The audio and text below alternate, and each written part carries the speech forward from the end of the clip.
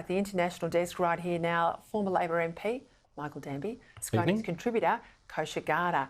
I want to play a grab, if I can, overnight from Britain's top spy chief, Sir Jeremy Fleming. He's the head of what's called GCHQ, the communications headquarters. Big warning about China and their values and influence. Have a listen. It's deliberately and patiently set out to gain strategic advantage by shaping the world's technology ecosystems. They see nations as either potential adversaries or potential client states to be threatened, bribed, or coerced. Well, Michael, what do you think? I mean, we've been focused on other things, but China hasn't gone away. It's the only good thing to come out of this war in Ukraine, Peter. I think that the Chinese would have been surprised at Western unity, at the amount of economic aid that's flowing to Ukraine, the superiority of Western military technology. So hopefully that's causing them to think. But the GCHQ man is dead right.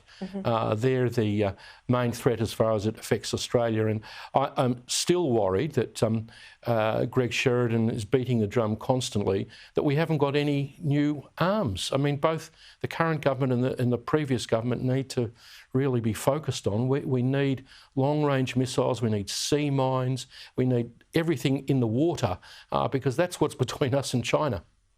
Kosha, there was reports around, particularly out of the United States, that China is watching what plays out and the retaliation from the West on the Russians in Ukraine. So they are preparing their financial system, for example, to withstand sanctions if they go into Taiwan. They're readying their military and they're watching how we've responded in Taiwan, in Ukraine, so that they are then strengthened in the case of war with or invasion of Taiwan. They're I think, a more ruthless and coordinated threat, aren't they? They are. I know you've mentioned, Peter, all those very important vectors, financially, militarily, tech, and there's almost a vacuum while the whole world is focused on Russia. We should be able to walk and chew gum at the same time, but often we're not. They're able to take advantage of that. And tech dominance, to your earlier point, really is such a critical part of their 2049 plan that they've stated very openly that they're trying to achieve dominance in many verticals, including tech. And I think the response from the West, led by the United States, really doesn't rise to what it needs to rise to. There's no meaningful policy prescription around what to do with forced tech transfers, IP theft, the Thousand Talents program, espionage as it relates to immigration and students coming into these top universities in the West, and none of that. So I think we see a smattering of it a little bit here, but the stakes are getting higher, and hopefully the West can rise to the occasion and is able to do something to combat that in addition to Ukraine. But further to what you say, I'm surprised that Biden yesterday banned the export of semiconductors to China from the US. So that's a good development. At least they're aware of it to that extent. I know, and I'm listening to all of this, and Michael, you and I go back to those conversations in Canberra in and around Huawei. I mean, can you imagine if Huawei had delivered 5G in this country?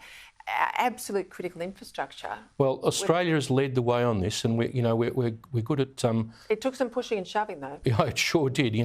People on all sides, and I'm so pleased we did it. And then we did it with the China extradition treaty, and then we've led the world with campaign financing by overseas powers, particularly China, and foreign interference. So other countries are learning from what we did. You can keep your integrity and sovereignty. By just being ethical and saying to China, please, we'd like to trade with you, but so far and no further.